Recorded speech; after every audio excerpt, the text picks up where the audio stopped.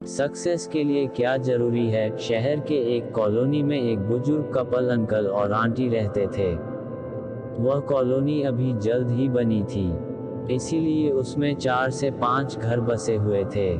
इनका बेटा इन्हें छोड़कर अपने पत्नी के साथ विदेश में रहता था, क्योंकि उसकी पत्नी ये नहीं चाहती थी कि वह घर पर रहकर अपने सास ससुर की मदद करे। ये बुजुर्ग अंकल और आंटी जिस कॉलोनी में रहते थे, उन्हें हमेशा से यह डर रहता था कि कहीं कोई घटना ना हो जाए, इसलिए वे ज़्यादा घर से बाहर नहीं निकलते थे। लेकिन उनका ये रूटीन था कि वह हर सुबह सूरज निकलने के बाद टहलने के लिए निकल जाते थे। एक दिन दोनों रोज की तरह ही सुबह को टहलने निकले थे।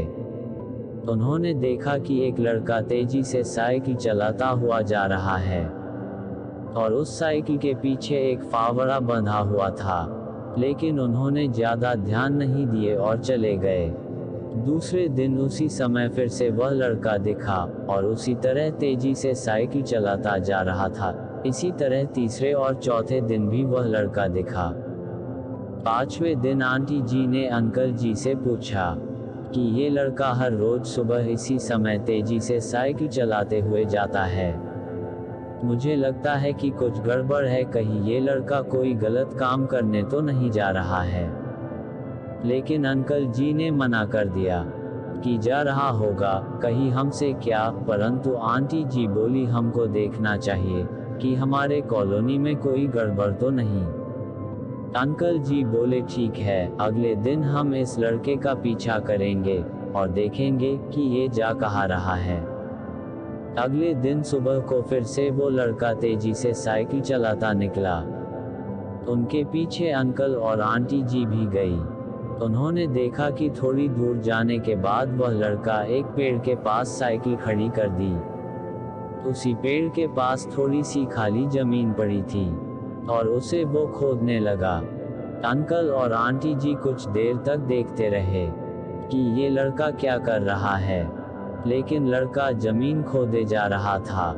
कुछ देर बाद उन्होंने लड़के से पूछा कि आप ये जमीन क्यों खोद रहे हो?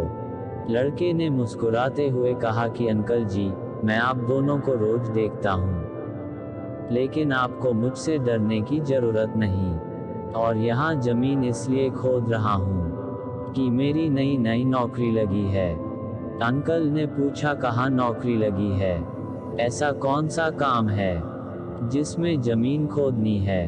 लड़के ने कहा, मैं बड़े दिन से बेरोजगार था, फाइनली मुझे फार्म हाउस में काम मिला है और उन्हें ऐसे लड़के की जरूरत है जिसे काम करने का अनुभव हो, और मेरे पास कोई भी अनुभव नहीं है।